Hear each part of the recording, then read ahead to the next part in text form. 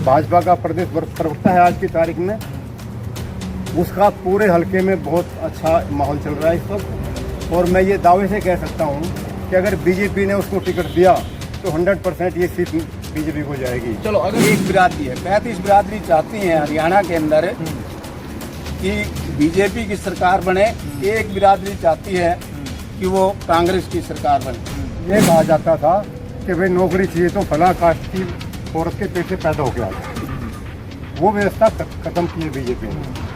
Ticket local आदमी को होना चाहिए, जो आदमी हर समय हमारे बीच में है, रात को 12 बजे हमें जरूरत है तो हमारे बीच में खड़ा होता है। ऐसे तो बहुत सारे प्रत्याशी है ना मैदान में, जो ऐसे बहुत सारे नहीं है।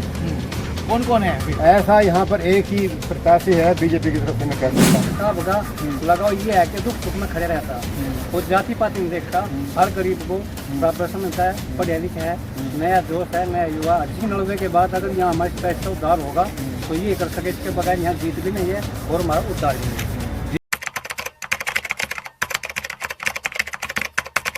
नमस्कार, स्वागत है आपका ब्रेकिंग प्लस न्यूज में।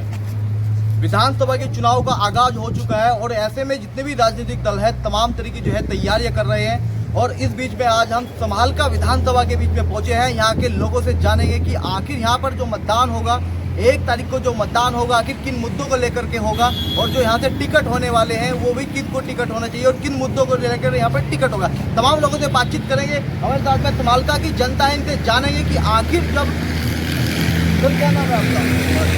राहुल जुर्माना से हूँ। अच्छा, यहाँ जो है बीजेपी ने बहुत अच्छे काम किए हैं।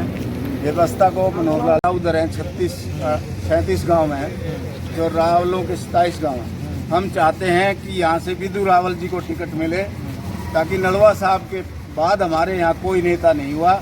अब विदु रावल जी ने कमान संभाली और बहुत पढ़े लिखे हैं, अच्छे हैं, युवा हैं, काम करने वाले हैं। अच्छा, आप विदुल रावल जी की बात करें, विदुल रावल के अलावा और भी तो बहुत सारे लोग हैं। बहुत हैं, कोई बाहर से आया है, पैरासूट से आ गया, किसी ने काम ही नहीं किए हैं कांग्रेस में रहते हुए। इसलिए हम चाहते हैं कि जो बाहर से आए हैं उनको टिकट ना मिले, जनता उनको वोट नहीं देगी, जनता वोट देगी यहाँ के स्थानीय आदमी को। अच्छा, अब की बार क्या परिवर्तन चाह रहे हैं कि जो बीजेपी का आप माहौल बता रहे हैं? परिवर्तन कोई नहीं चाहता। कुछ लोग हैं, एक बिरादरी है, 35 बिरादरी चाहती हैं हरियाणा के अंदर कि बीजेपी की सरकार बने, एक बिरादरी चाहती है कि वो कांग्रेस की सरकार बने। 35 बिरादरी जो है वो भारतीय जनता पार्टी चाहती है। भारतीय जनता पार्टी एक कास्ट जो है, एक कास्ट जो है वो बीजेपी कांग्रेस को चाहती है। ऐसा क्यों है? मतलब ऐसा क्या वो सिर्फ मुख्यमंत्री की कुर्सी की तरफ जाना है। अगर वो आदमी, एक आदमी, सिंगल आदमी अगर बीजेपी में आ जाए, वो बिरादरी भी बीजेपी को भी वोट देगी। अच्छा, मुझे एक चीज बताइए, भारतीय जनता पार्टी में लगातार जो है 4 साल से अधिक जो है वो रहे मुख्यमंत्री, और बाद में लास्ट टाइम पे जो है नायब सिंह सैनी को मुख्यमंत्री बनाया, जबकि चुनाव में 6 महीने रह गए। इसका क्या? वो 9.5 साल था। इनकम्बेंसी जो होती है, इनकम्बेंसी, उसके तहत ओबीसी कार्ड, भाई ओबीसी सारा इकट्ठा बीजेपी में आ जाए, इसलिए नहीं। मनोहर लाल जी ने पूरी ईमानदारी के साथ काम किया है, पूरा अपना दिल ठोक के काम किया। किसी की ईमानदारी के सामने कोई सुनवाई नहीं, सिर्फ आओ ईमानदारी के साथ। व्यवस्था परिवर्तन करना बहुत बड़ा काम हरियाणा के अंदर, बहुत ही बड़ा। एक चीज बताइए, भारतीय जनता पार्टी में और भी बहुत सारे चेहरे हैं, क्या लगता है कि कौन सा सबसे बेस्ट है? सबसे बेस्ट विदु रावल जी हैं इस समय में। ऐसा क्यों, क्या लगता है? ऐसा इसलिए लगता है कि 27 गांव और 39 गांव बंदे बंद आए हैं, इसलिए लगता है। तो क्या लगता है भारतीय जनता पार्टी जो है भरोसा जताएगी? मैं तो कहता हूँ भारतीय जनता पार्टी से, मनोहर लाल जी से, अमित शाह जी से, नरेंद्र मोदी जी से, जो यहाँ की इलेक्शन कैंपेन कमेटी है, उससे ये चाहता हूँ कि विदु रावल को टिकट दे और एक युवा चेहरे को एमएलए बनने का मौका दे, नहीं तो जनता हरा देगी कांग्रेस के प्रत्याशी। अगर बीजेपी से विदु रावल के अलावा किसी और को टिकट हो जाता है तो फिर क्या स्थिति रहेगी? मेरे ख्याल से तो कोई सीट नहीं निकाल सकते। मेरे भी आए, वो भी वहाँ से फरीदाबाद से आ रहे हैं, मनमोहन बढ़ाना है। अरे लोग जो है, वो बड़े बड़े जो ताकतवर पैसे वाले लोग हैं, अरे वो लोगों को इस हल्के के आदमी को, हर आदमी को कहता है भूखन हल्के के, भूखन आगे। अरे 12 बजे जो आदमी मिलता है रात को, और वो सूखी रोटी यहाँ के लोगों को खानी पड़ती है, जाके मजबूरी में तो खानी पड़ेगी ना सूखी रोटी, नहीं तो घर में सूखी रोटी नहीं खाते, वहाँ उसकी सूखी रोटी खानी पड़ती है और भूखन कहलवाना पड़ता है। ये इस हल्के का दुर्भाग्य है, बहुत बड़ा दुर्भाग्य है इस हल्के का। और इस हल्के को जो बाहर से को कैंडिडेट आएगा उसको वोट ही नहीं देनी चाहिए। बाहर के मतलब कि बाहर के कैंडिडेट को वोट नहीं करेगा? वोट नहीं करनी चाहिए, बिल्कुल नहीं करनी चाहिए। और खासकर उनको 2 बार देखा, 2 बार मंत्री रहे बढ़ाना करतार जी। क्या करा है इस हल्के के लिए? कोई मेडिकल कॉलेज नहीं दिया, कराया कुछ? आज तक मंत्री रहते हुए कुछ नहीं करा। उसने अपना काम किया, वो सिर्फ अपना काम करने के लिए, अपनी खान बचाने के लिए कहीं से भी हमें लगा दावेदार हो जाता है वो आदमी। अभी हार का है मंगलोर से, अब संभाल के में ताल ठोक दी, यहाँ से हारेगा कहीं और से ठोक देगा।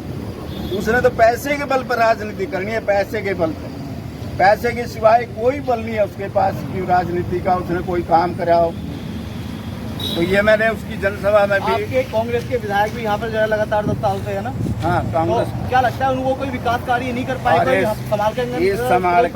इस समालके का बहुत बड़ा दुर्भाग्य है कि यहाँ बीजेपी की सरकार थी, कांग्रेस का एमएलए था, ये हल्का 10 साल और पीछे चलेगा। ये दुर्भाग्य हम लोगों का, समाल के हल्के के लोगों का बहुत बड़ा दुर्भाग्य है कि यहाँ से बीजेपी की सरकार हरियाणा के अंदर और समालका से कांग्रेस का एमएलए क्या करा लेगा? कुछ नहीं करा। ठीक है, और भी लोग हैं मेरे साथ में। अंकल जी क्या नाम है आपका? मेरा नाम तेजा सिंह रावल है, कोईपुर गाँव से। अच्छा रावल साहब, मुझे ये चीज़ें बताइए, फिलहाल क्या माहौल आपके यहाँ पर बन रहा है? क्योंकि जो है राजनीतिक हलचल भी फिलहाल होने लगी है और जो राजनीतिक पार्टियां हैं वो भी जो है अपने कार्यक्रम में जुट रही है, उनकी रैली भी चल रही है, तमाम तरह की योजनाएं चल रही है, क्या कहेंगे? ठीक है, पिछले 10 साल से जब से भाजपा सरकार आई है, इन्हें पूरी व्यवस्था को चेंज किया है। पहले यहाँ खर्चे और पर्ची चलती थी और ये कहा जाता था कि भाई नौकरी चाहिए तो फला कास्ट की औरत के पेट से पैदा होके आ जाए। वो व्यवस्था खत्म की है बीजेपी ने। मेरिट पे बच्चे भर्ती होते हैं। लोगों में इस बात का बड़ा असर हुआ है और ऐसे परिवार हैं जो कभी सोच नहीं सकते थे कि उनके बच्चे सरकारी नौकरी में जाएंगे, वो अपनी मेरिट में भर्ती हुए हैं। तो जनता यही चाहती है कि सिस्टम ही चालू रहे, क्योंकि केंद्र में बीजेपी की सरकार है, यहाँ भी बीजेपी की सरकार ही बने आगे। लगातार कुछ लोग कह रहे हैं कि जो है बीजेपी की सरकार में जो है घोटालेबाजी हो रही है, भ्रष्टाचारी बढ़ रही है, महंगाई बढ़ रही है, चीजें महंगी हो रही है। आप तो पत्रकार है, एक घोटाला बता दो मनोहर का, आपके पास तो पूरी सूचना होती है ना। लगातार कह रहे हैं, हम नहीं कह रहे, विपक्ष कह रहा है। विपक्ष का काम सिर्फ बीजेपी की सरकार जहाँ भी है उसका विरोध करना है, चाहे आप केंद्र में ले लो या स्टेट में ले लो। बीजेपी कोई अच्छा काम करेगी उनको विरोध में जाना है। अच्छा मुझे ये बताइए, क्या लगता है कि किसको टिकट होगा समालका से? टिकट लोकल आदमी को होना चाहिए, जो आदमी हर समय हमारे बीच में है। रात को 12 बजे हमें जरूरत है तो हमारे बीच में खड़ा होता है। ऐसे तो बहुत सारे प्रत्याशी है ना मैदान में, जो ऐसे बहुत सारे नहीं है।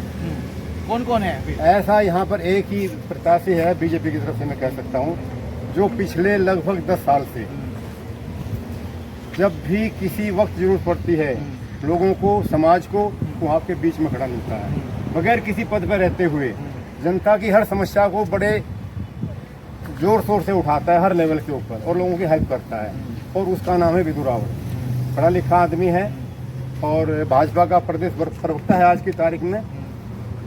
उसका पूरे हलके में बहुत अच्छा माहौल चल रहा है इस वक्त, और मैं ये दावे से कह सकता हूँ कि अगर बीजेपी ने उसको टिकट दिया तो 100% ये सीट बीजेपी को जाएगी। चलो, अगर विदुल को टिकट ना होकर के किसी और अन्य प्रत्याशी को हो गया, फेल हो जाएगा, समालका हार जाएंगे। समालका बीजेपी हार जाएगी। क्यों, ऐसा क्या है विदुल में कि वही अगर आएगा लड़ेगा चुनाव? काम किया है ना, काम किया ना जनता के लिए। काम करता है जो आदमी, क्योंकि ये जो एरिया हमारा है, ये इसमें कई समस्याएं ऐसी जो परमानेंट हैं।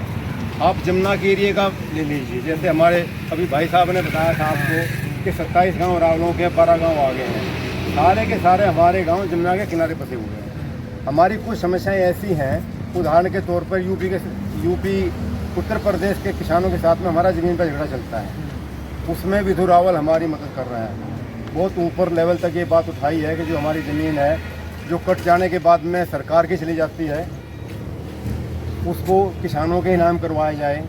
दूसरी, पूरे एरिया में बाढ़ आती है हमारे यहाँ, बाढ़ को रोकने के लिए इंतजाम करने में हमें लगातार सरकार से मदद की जरूरत पड़ती है। उसमें पिछले 3-4 साल से विड्रॉल बहुत जोर शोर से लगा हुआ है और पिछले वर्ष मैं उसमें बहुत पास से इन्वॉल्व रहा हूँ। जितने काम पिछले साल सैंक्शन कराए गए हैं उतने पहले कभी नहीं हुए थे। मेरे अपने गांव में 6 करोड़ के काम सैंक्शन हुए हैं बाढ़ को रोकने के लिए पिछले साल। जो तो क्या लगता है वो विदुर रावल के माध्यम से संभव हुआ बिल्कुल है? 100%। और भी तो नेता है और भी तो लोग हैं यहाँ पे भारतीय जनता पार्टी के, वो क्या करते हैं? इतनी अप्रोच नहीं है उनकी या उतना उनका वो उस तरह का सोचने का तरीका नहीं है, किसी चीज़ को प्रस्तुत करने का तरीका नहीं है। एक एजुकेशन भी तो मायने रखती है ना। एक प्रोफेसर की पोस्ट पे काम कर चुके हैं वो, तो उनको डिपार्टमेंट में किस तरह काम होना चाहिए, किन लोगों से मिलकर बात की जा सकती है, वो पूरा तजुर्बा है उनको, जो बाकी लोगों को नहीं है। दूसरी बात, उस आदमी एक बहुत बड़ी खूबी ये है कि जनता का बेवकूफ़ नहीं बनाते वो। आप उनके पास जाएंगे किसी काम के लिए, उनको जो पता होगा ये काम मैं कर पाऊंगा तो आपको कहेगा हो जाएगा, नहीं तो ये नहीं कहेगा खड़ा होकर कि मैं यहाँ से वहाँ तक बांध बनवा दूंगा, 10,000 करोड़ खर्च होगा मैं खर्च कर दूंगा। ऐसी वो लंबी लंबी नहीं फेंकते, असल बात करते हैं जो वो कर सकते हैं। और भी लोग हैं। क्या नाम है अंकल जी आपका? अच्छा सिंह साहब, मुझे ये बताइए कैसे देख रहे हैं आप? कुछ समझ में आ रहा है कि चुनावी हलचल हो रही, कुछ समझ में आ रहा है? हाँ जी, क्या समझ रहे हो? मैं ये समझ गया कि यहाँ से भारतीय जनता पार्टी की रावल को देखे जिसने हमारा उनका साल चलकर है, अपना बैंक का सारा विकास कर दिया और हमारे आगे आगे रहता है। रात को फोन करते हैं, रात को आते इस टाइम पर भी आगे और कोई नेता हमारे सामने आगे नहीं बता दो हमारे तो 1 साल से वैसे करके उनका साल से नहीं करवा रहा हमारे। तो ये काम करा रहे तो आप चाहते हैं कि इनको ही टिकट हो, भारतीय जनता पार्टी ने भी भरोसा देता है, तो क्या लगता है निकाल पाएंगे? बिल्कुल 100% जनता के बीच में रहते हैं। और भी लोग हैं हमारे साथ में। अंकल जी क्या माहौल चल रहा है बताओ जरा, भाजपा में क्या होने वाला है? अच्छा, एक तरफा अगर विदुर रावल जी को टिकट दिया जाए तो एक तरफा रहेगा। विदुर रावल जी बड़े अच्छे ईमानदार नेता हैं। कुछ लोग कह रहे हैं कि हवा बदलने वाली है हरियाणा में, जो है 10 साल तक जो है बीजेपी रह ली, अब की बार तो जो है कांग्रेस आ रही है। भाई साहब नू तो सबका अपना मत है, कोई कुछ को। हाँ, लेकिन ये कह रहे हैं कि भारतीय जनता पार्टी की सरकार में जीना दुश्वार हो गया, महंगाई बढ़ गई, बेरोजगारी बढ़ गई, भ्रष्टाचारी बढ़ गई, क्योंकि युवाओं को नौकरी नहीं है, किसानों के साथ में जो उत्पीड़न हो रहा है, तमाम तरह के आरोप लगा रहे हैं। भाई साहब ये बताओ न, हाँ बिना खर्ची पर्ची के नौकरी कहाँ थी? सभी कोई 10 लाख मांगे था, कोई 5 लाख, कोई 20 लाख।